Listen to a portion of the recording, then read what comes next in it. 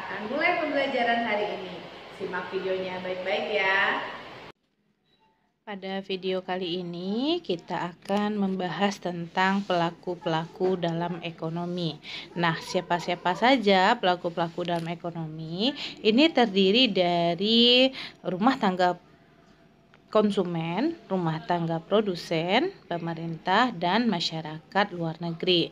Rumah tangga dan perusahaan berinteraksi di pasar barang dan jasa, serta pasar faktor produksi. Pada pasar barang dan jasa, rumah tangga bertindak sebagai pembeli, sedangkan perusahaan bertindak sebagai penjual. Sebaliknya, pada pasar faktor produksi, rumah tangga berperan sebagai penjual, sedangkan perusahaan berperan sebagai pembeli. Kita mulai dari pembahasan untuk rumah tangga keluarga atau konsumen. Rumah tangga keluarga merupakan unit produksi atau unit ekonomi yang paling kecil. Rumah tangga memiliki faktor-faktor produksi. Mereka bisa memiliki lahan dan menyediakan tenaga kerja. Mereka juga dapat menjadi pengusaha, pemegang saham, pemilik, dan mitra perusahaan. Interaksi rumah tangga dengan sektor-sektor lain dilakukan dengan cara membeli dan menjual. Nah, ada dua peran yang dimainkan oleh rumah tangga keluarga dalam kegiatan ekonomi. Yang pertama adalah sebagai konsumen. Nah, sebagai konsumen, rumah tangga keluarga memiliki barang-barang dan jasa yang dihasilkan oleh perusahaan untuk memenuhi kebutuhan hidupnya.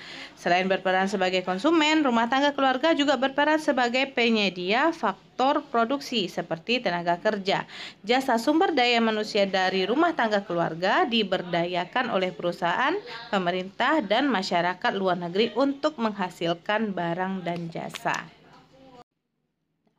Kita masuk ke ciri-ciri rumah tangga keluarga. Ciri-ciri yang pertama adalah rumah tangga keluarga merupakan pemilik dari semua faktor produksi seperti tenaga kerja, tanah, modal, dan kewirausahaan. Ciri yang kedua, total pendapatan rumah tangga keluarga berasal dari kompensasi faktor produksi yang mereka miliki. Kompensasi ini diperoleh dalam bentuk upah, sewa, bunga, dan keuntungan. Nah, ciri yang ketiga, kegiatan utama rumah tangga keluarga adalah konsumsi. Mereka menjadi konsumen semua barang dan jasa. Itulah sebabnya rumah tangga keluarga disebut juga rumah tangga konsumen. Ciri yang keempat, rumah tangga keluarga menghabiskan total pendapatan mereka untuk membeli barang dan jasa yang diproduksi oleh perusahaan. Dan ciri yang terakhir, yang kelima, jika rumah tangga keluarga menyimpan sebagian dari pendapatan mereka, simpanan itu akan mengalir ke perusahaan dalam bentuk investasi. Kita bahas pelaku ekonomi yang kedua, yaitu rumah tangga produsen. Rumah tangga produsen atau sering disebut sebagai perusahaan merupakan kesatuan yuridis dalam ekonomis dari faktor-faktor produksi yang bertujuan mencari laba atau memberi layanan kepada masyarakat. Nah, dari kepemilikannya, rumah tangga produsen atau perusahaan dapat dibedakan atas perusahaan milik negara dan perusahaan milik swasta.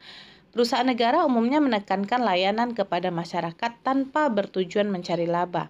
Perusahaan swasta dan perusahaan negara berbentuk persero hampir sebagian besar bertujuan mencari laba. Contohnya seperti PT Telkom, PT PLN, PT Kereta Api. Sementara itu, untuk contoh perusahaan swasta seperti PT Indofood, Astra Internasional, dan Sido muncul. Lalu, apa saja karakteristik dari rumah tangga produsen? Yang pertama, rumah tangga produsen tidak memiliki sumber daya mereka sendiri untuk memproduksi barang dan jasa. Yang kedua, rumah tangga produsen menyewa faktor-faktor produksi seperti lahan, tenaga kerja, dan modal dari rumah tangga keluarga. Yang ketiga, rumah tangga produsen menggunakan faktor produksi dan melakukan kegiatan produksi serta menjual barang dan jasa kepada rumah tangga keluarga. Yang keempat, rumah tangga produsen membayar pajak kepada pemerintah. Dan yang terakhir, yang kelima, rumah tangga produsen tidak memiliki simpanan. Pelaku ekonomi yang ketiga yaitu pemerintah. berdasarkan pasal 33 ayat 2 Undang-Undang 1945 yang berbunyi, cabang-cabang produksi yang penting bagi negara dan menguasai hajat hidup orang banyak dikuasai oleh negara. Sebagai pelaku ekonomi, pemerintah juga melakukan konsumsi. Konsumsi itu dapat dilihat dari upaya memanfaatkan layanan sumber daya manusia dari rumah tangga serta barang dan jasa dari perusahaan untuk penyelenggaraan pemerintahan dan meningkatkan kesejahteraan masyarakat. Pelaku ekonomi yang keempat adalah masyarakat luar negeri. Masyarakat luar negeri juga merupakan pelaku ekonomi yang harus diperhitungkan. Tanpa hubungan dengan masyarakat luar negeri, keadaan ekonomi akan semakin buruk. Nah, coba kita bayangkan bagaimana kalau perekonomian Indonesia jika kita tidak mengadakan hubungan dengan masyarakat luar negeri.